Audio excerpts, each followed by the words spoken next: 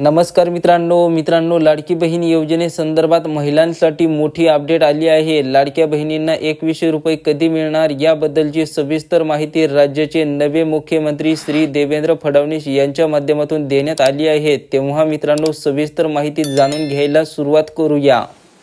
वेगवेगळ्या योजना आम्ही सुरू केलेल्या आहेत, लाडकी बहीण सारखे प्रकल्प असतील आणि आमचा प्रयत्न हा असणार आहे की आम्ही आमच्या वचननाम्यामध्ये जाहीरनाम्यामध्ये जी आश्वासनं दिलेली आहेत ती आश्वासनं पूर्ण करण्याच्या दृष्टीनं पावलं आम्हाला उचलायची आहेत आणि त्या दृष्टीनं पुढच्या काळामध्ये आम्ही निश्चितपणे योग्य वेळी योग्य निर्णय करून दिलेली सगळी आश्वासनं पूर्ण करण्याचा प्रयत्न करणार आहोत। की या निमित्ताने महाराष्ट्रातल्या जनतेला आश्वासित करू इच्छितो की हे सरकार पारदर्शीपणे आणि गतिशीलतेनं त्यांच्या कल्याणाकरता काम करेल हा विश्वास मी देतो। लाडकी बहीण योजना याचा तुमच्या विजयात मोठा वाटा आहे। 2100 रुपये करण्याची घोषणा केली होती, तो निर्णय साधारणतः कधीपर्यंत होणार? आणि दुसरं, आता एक अशी चर्चा सुरू आहे की 1500 जेव्हा दिले तेव्हा स्क्रुटिनी कोणतीही झाली नव्हती, आता 2100 देताना स्क्रुटिनी होणार अशी चर्चा आहे, त्या संदर्भात वस्तुस्थिती काय आहे? असं आहे की पहिल्यांदा तर ही योजना आम्ही सुरूच ठेवणार आहोत आणि 2100 देखील आम्ही देणार आहोत।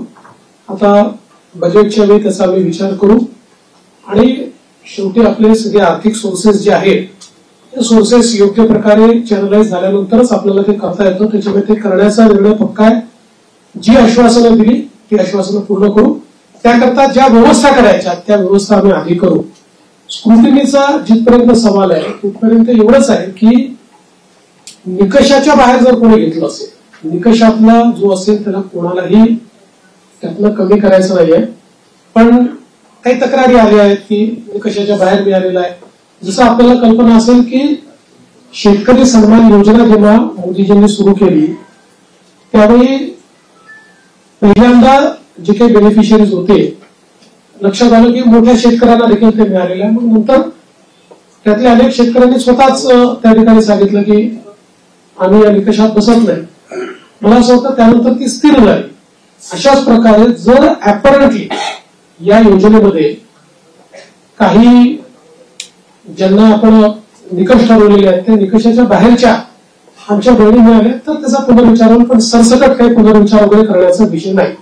तर अशा प्रकारे मित्रांनो, महायुतीच्या जाहीरनाम्यामध्ये नमूद केल्याप्रमाणे लाडक्या बहिणींना प्रति महिना 1500 ऐवजी 2100 रुपये देण्याचा निर्णय महायुती सरकारने मान्य सुद्धा केला आहे। परंतु या 2100 रुपयांसाठी आपल्याला एप्रिल पर्यंत थांबावे लागेल। आता ज्या पद्धतीने तुम्हाला 1500 रुपये दर महिन्याला मिळतात त्याच पद्धतीने सध्या तरी तुम्हाला 1500 रुपयेच मिळणार आहेत। जसेही या संदर्भात नवीन अपडेट आल्यास आपल्या चॅनल वरती लगेच व्हिडिओ घेतला जाईल। मित्रांनो, व्हिडिओला लाईक करा आणि चॅनलला सबस्क्राइब केलं नसेल तर चॅनलला अवश्य सबस्क्राइब करा। धन्यवाद।